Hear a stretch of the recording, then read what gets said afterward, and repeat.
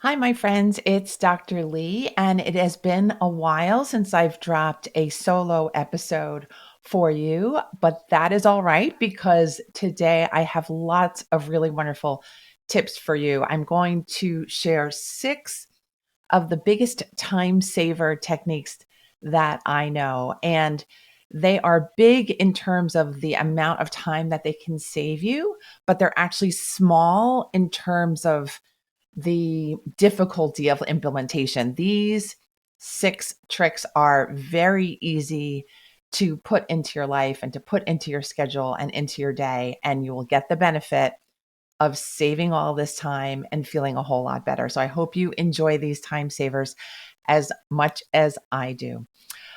To start, I will share with you that I recently was talking with someone who told me that they didn't have time to look at their habits over the course of their regular life. And I mentioned to them that, that's really interesting because I spend my entire day thinking about how I can save 10 or 12 seconds here or there. So we're just different that way. But I thought that I should mention that because that habit has become second nature to me, especially since I spent all those decades of my life procrastinating. Now that I know that procrastination is not my best weapon against stress, I try to find ways to save time wherever I can. And I really actually derive a lot of joy from that. So here we go. I wanted to share these six strategies with you so that they can help you too, and so that you can get away from any unnecessary procrastination that you might be dealing with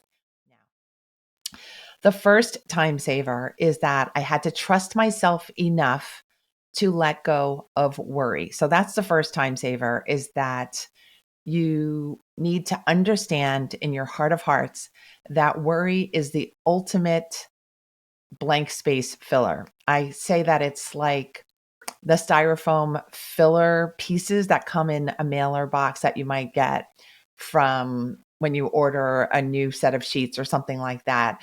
And it's just about as valuable as those styrofoam filler things. That worry has a way of coming in and saying, oh, you could look at it this way. Oh, you could look at it that way. Oh, this problem could all of a sudden crop up, even that problem, something that you didn't even think about. And it's this round and round as you go type thinking that is not really rooted in reality oftentimes. So often our worry is rooted in our general fear. And then we come up with general worry statements that our brain gets fixated on because, of course, we want to stay away from problems. But I'm here to tell you that worry is probably one of your biggest problems because it keeps you rooted in fear and it keeps you distracted from actually paying attention to what is in your reality. And it fills up all that blank time that can be used for other things. It can be used for rest. It can be used for actual problem solving.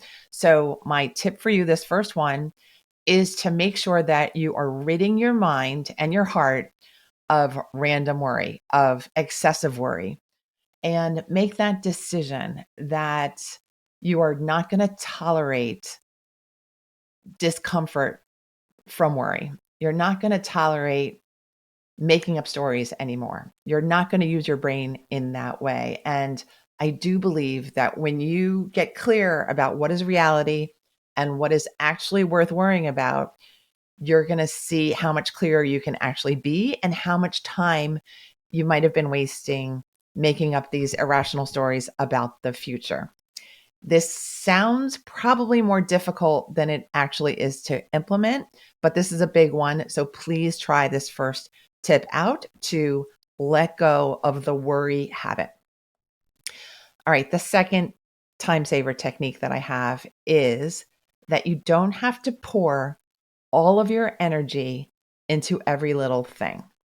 You can actually decide that when you're folding your laundry, you can be totally chilled out instead of having to focus, having to multitask, having to solve all the world's problems. You really don't have to. You can let certain activities and projects be light.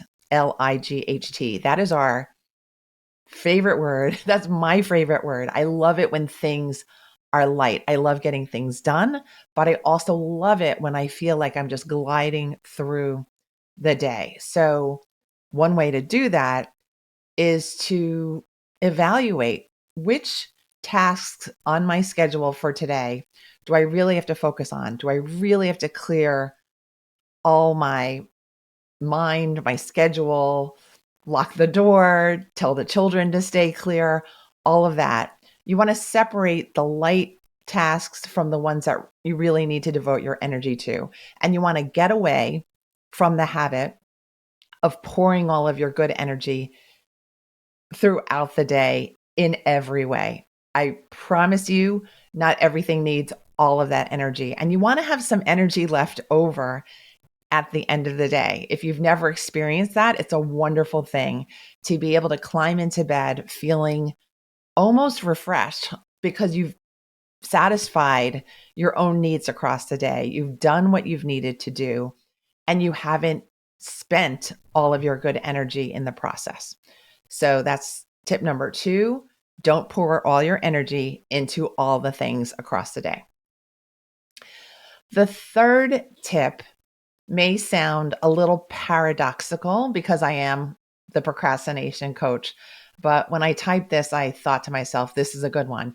You want to quit faster. I think that a lot of our chronic, severe procrastination habits, if you fit in that category of having chronic, severe procrastination, a lot of it has to do with prolonging the creation or work process. We get stuck in these obsessive cycles of worry. We think, what is that person going to think? How is this going to be received? When will I be able to come up with the plot twist? How much time do I have left?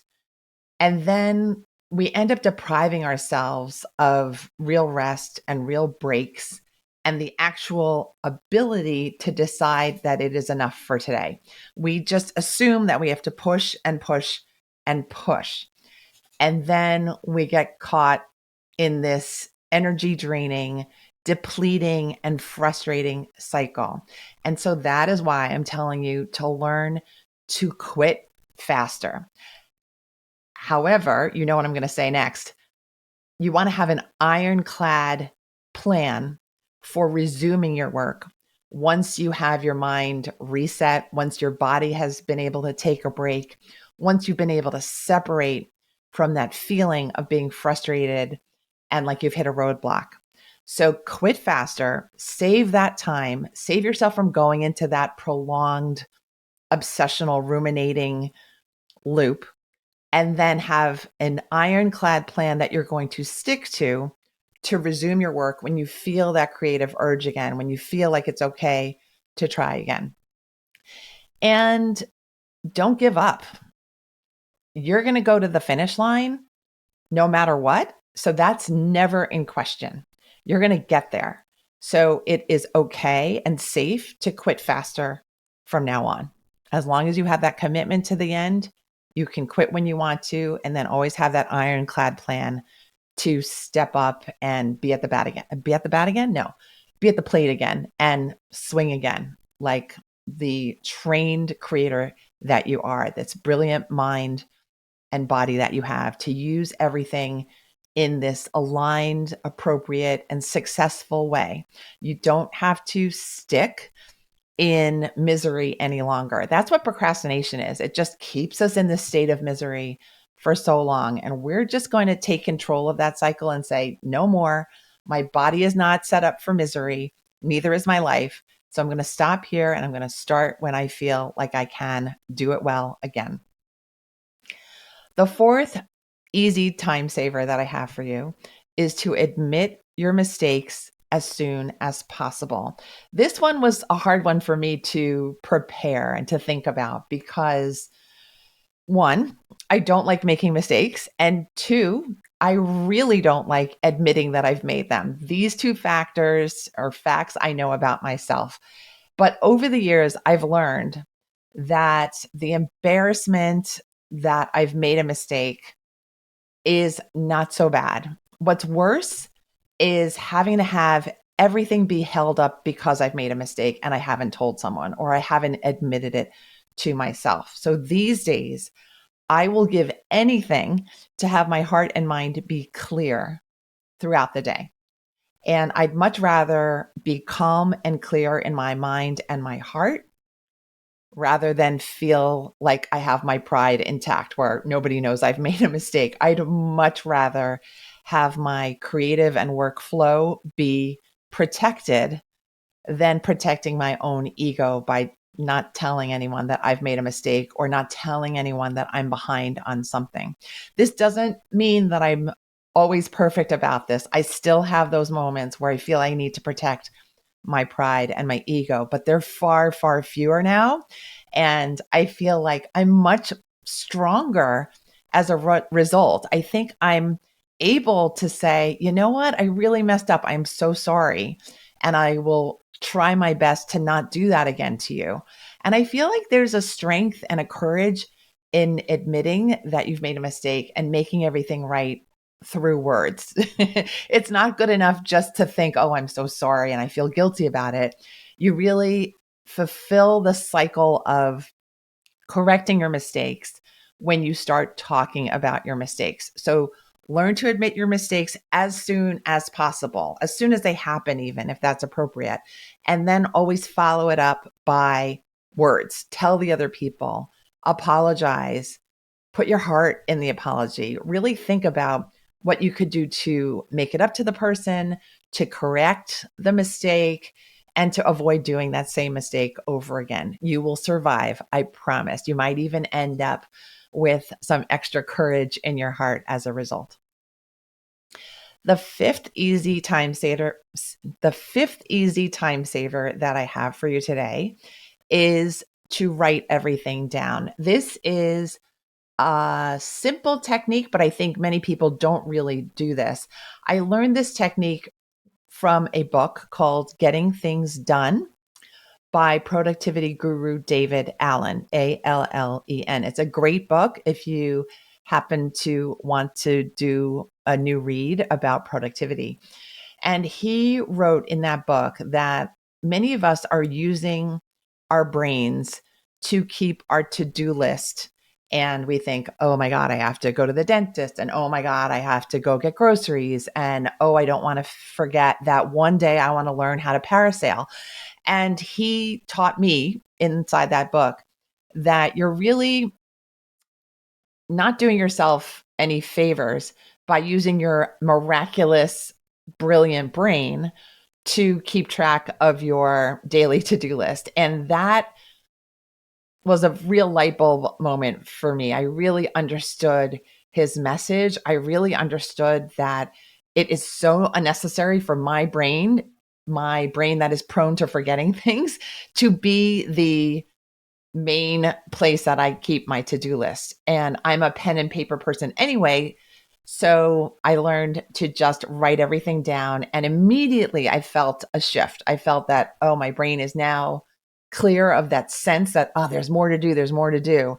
And now I use my brain to problem solve, to create, to write things, to figure out what I'm going to say next, to be the imagination machine that my brain was created to be, instead of the to-do list keeper. So the fifth tip, again, as a reminder, is to write things down. It's a great excuse to go out and buy a new notepad that's really pretty and one that you can keep by your side now and spare your brain. The very last tip that will save you a lot of time is called the shrink it down technique. And this was not on my original list of easy time savers for you, but I was talking with a group of my coaching clients, and I do use this tip as a recommended healing process for my clients and patients who are stuck. Typically, when people get stuck, it's because they are feeling overwhelmed, but that overwhelm came because they were looking at too much of the issue that needed to be solved. They were looking at the entire elephant instead of looking at just the tusk or the toe or the tail. And so I say to my clients who might be stuck, what is a smaller portion that you can get done even though you feel overwhelmed? And that always tends to help because whenever we shrink something down, it immediately feels like an easier process. And then we can break that cycle of feeling overwhelmed. I think we can accomplish anything when we break it down into smaller steps. And I think it can feel very difficult to accomplish a lot of things when we're just looking at the whole picture. Like, oh, write the entire dissertation. Nobody's going to move if you tell them to do that because it's just too overwhelming a task. The body and brain are so smart, they know when to stop. They know when to freeze and overwhelm. It's a good thing.